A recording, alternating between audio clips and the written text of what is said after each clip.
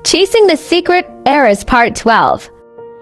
I look at you and it hurts to breathe because you are everything I never knew I'd need. Malamig ang aircon, maingay ang tunog ng mga keyboard, at abala ang lahat ng tao. Iyan ang bumungad kay Kimberly, na ngayon ay kilala na bilang si Dalia Suarez sa kanyang unang araw sa head office ng Valmont Lux, ang kumpanyang humahawak sa pinakamalalaking hotel at resort na siya mismo ang nagmamay-ari.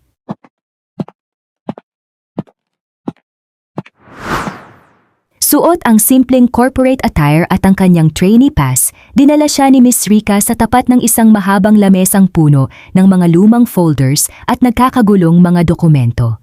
Dito magsisimula ang kanyang pagsubok bilang isang hamak na assistant. Suarez, bago mo simula ng pag-encode dito, dalhin mo muna itong urgent financial performance report sa pinakamataas na palapag. Iabot mo mismo kay Sir Paulo Monteverde, ang ating Vice President. Siguraduhin mong maingat ka, napakahalaga ng mga dokumentong yan. Sige po, Ma'am Rica. Ihahatid ko po agad sa opisina ng Vice President. At isa pa, huwag kang kung ano-ano ang titingnan doon. Iabot mo ang papeles, pakinggan ang utos kung mayroon, at bumaba ka agad. Hindi pwedeng magkamali sa harap ng isang Monteverde. Maliwanag? Copy po, ma'am. Pagkaalis ni Miss Rica, bit-bit ni Kimberly ang makapal na folder patungo sa elevator. Habang umaakyat ang elevator patungo sa executive floor, bumukas ang pinto ng elevator. Pagpasok niya sa malawak at marangyang opisina ng Vice President, bumungad sa kanya ang seryoso at makapangyarihang presensya ni Paulo Monteverde. Magandang umaga po, Sir Paulo. Ito po ang urgent financial report mula sa operations. I look at you and it hurts to breathe because you are everything I never knew I'd need. Sa muling pagtatagpo ni na Kimberly at Paulo na nababalot ng matinding tensyon at gulat, paano babaguhin ng engkwentrong ito ang kanilang mga kapalaran at anong magiging papel ni Paulo sa buhay ni Kimberly o kilala bilang Dalia Suarez? I am so deeply in love with every scar you hide, but it kills me that we only breathe. I look at you and it hurts to breathe because you are everything I never knew I'd need. So what are you doing here? If I'm not mistaken, ikaw yung nakasagutan ko nun, right? Aren't you just a helper for the Valderramas? What made you think you could apply here at Valdermont Lux? Anong qualifications mo para tumapak sa floor na to? So what you're saying is people like me don't have the right to apply here. I'm not saying that, stating facts. Look at your background.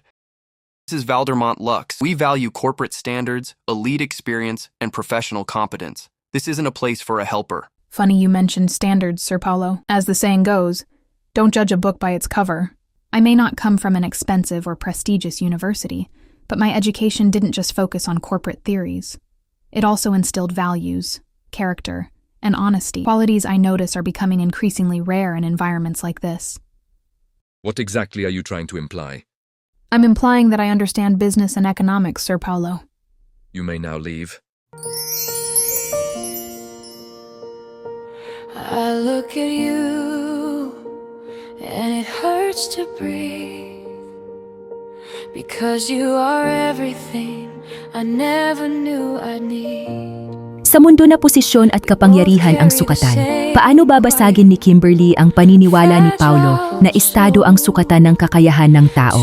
Hanggang kailan niya paninindigan ang laban na ito upang patunayan ang kanyang galing?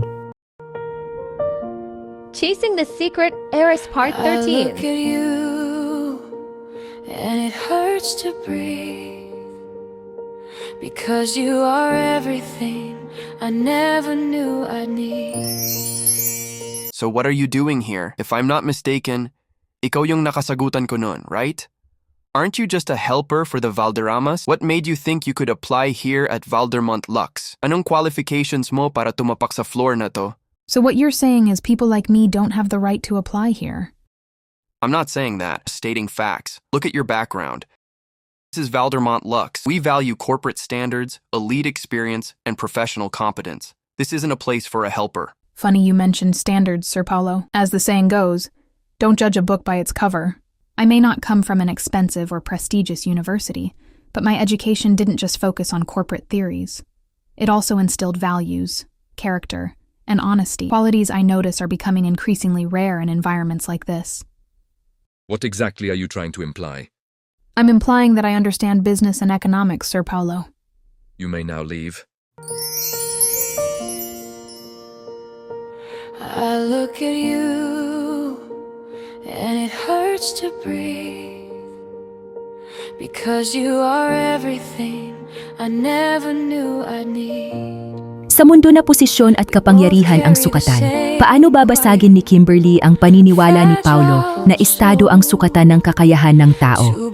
Hanggang kailan niya paninindigan ang laban na ito upang patunayan ang kanyang galing?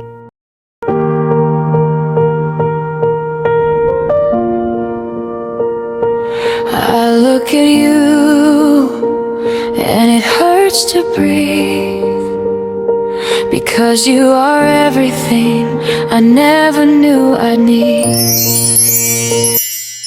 Isang opisyal na pagpupulong ang ipinatawag ng mga head ng iba't ibang departamento sa main briefing room ng Valdermont Lux. Seryoso ang mukha ng mga nakaupong opisyal. Ipinatawag ang buong staff para sa isang mahalagang anunsyo na direktang nanggaling sa opisina ng kanilang Vice President na si Paulo. Sa darating na weekend, gaganapin ang isang grand charity and corporate gala para sa lahat ng empleyado ng Valdermont Lux. Nilinaw ng pamunuan na ito ay magiging isang masquerade ball, kaya naman mandatory ang pagdalo ng bawat isa na nakasuot ng maskara. Mula sa mga matataas na ehekutibo hanggang sa pinakamababang rank and file staff ng kumpanya. Matapos ang pagpupulong, mabilis na lumipas ang mga araw at sumapit ang gabi ng marangyang pagtitipon. Nagniningning ang grand ballroom ng isang mamahaling hotel. Puno ng engrandeng musika, mamahaling alak at mga investors ang paligid na pawang mga nakasuot ng iba't ibang disenyo ng maskara. Sa gilid ng ballroom, nakatayo si Paulo, ang Vice President. Nakasuot siya ng isang mamahaling maskara at patingin-tingin sa kanyang relos habang tila may hinihintay. Inaasahan niyang dumating ang kanyang kasama na si Janine. Ngunit sa kalagitnaan ng kanyang paghihintay, biglang bumukas ang pinto ng ballroom at pumasok ang isang babae, si Kimberly. Bagaman simple ang disenyo ng kanyang maskara, ang kanyang napakadesenteng kasuotan at pambihirang postura ay agad na kumuha sa atensyon ng mga tao. Naglakad siya ng may diretsyong tindig at taas noong karangalan sa harap mismo ni Paulo. I look at you and it hurts to breathe because you are everything I never knew I'd need. Napatitig ng matagal si Paulo. May kung ano sa tindig at aura ng babaeng ito ang pamilyar sa kanya, ngunit dahil sa maskara, hindi niya lubos matukoy kung sino ito. Nabihag ang kanyang paningin sa kakaibang lakas ng loob na ipinapakita ng estranghera sa gitna ng silid.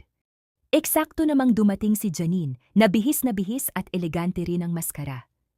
Ngunit kahit dumating na si Janine, hindi na ito napansin ni Paulo dahil hindi rin maalis ni Paulo ang kanyang mga mata kay Kimberly. Nakatitig pa rin siya rito, pilit na kinikilala ang babae ay kakaibang klase sa kanyang paningin, nang hindi nalalaman na sa likod ng maskara ay ang taong minsan niya nang hinusgahan at nakasagutan.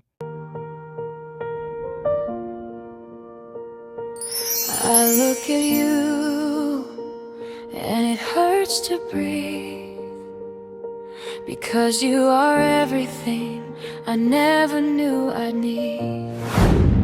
Paano haharapin ni Paulo ang katotohanan kapag natuklasan niyang ang nakamaskarang babaeng bumasag sa kanyang garbo ay ang tao mismong hinusgahan at minaliit niya? Trying to feel whole. Chasing the Secret, Eris Part 14.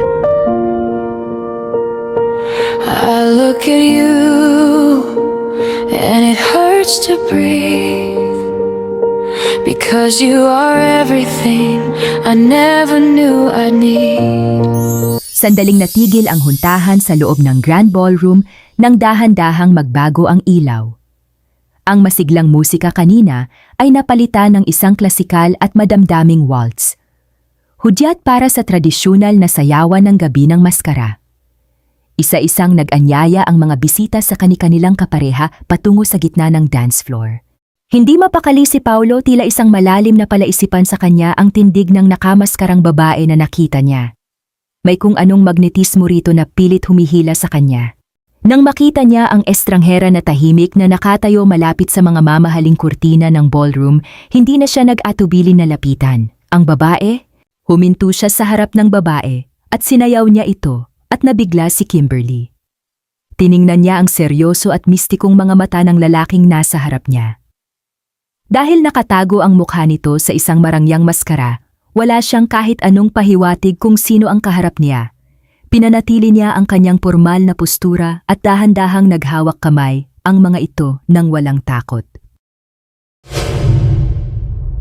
You dance with so much grace at hindi ko mapigilang humanga. You look absolutely stunning tonight, miss. Binalisa mo ang isip ko kanina pa at ngayon, mas lalo mo lang akong binihag. Hindi pa rin nagsalita si Kimberly. Kasabay ng pagtatapos ng tugtog, marahang tinanggal ni Paulo ang kanyang maskara upang ipakita ang kanyang mukha, umaasang gagawin din ito ng babae. Ngunit sa halip na sumunod, marahan at may klase na bumitaw ang kamay ni Kimberly sa pagkakahawak ng lalaki. Naiwang nakatayo sa gitna ng dance floor si Paulo, hawak ang sariling maskara habang tulalang nakatingin sa hangin kung saan nakalapat ang kamay ng estranghera kanina. Gulong-gulo ang kanyang puso sa tamis at misteryo ng katahimikan nito.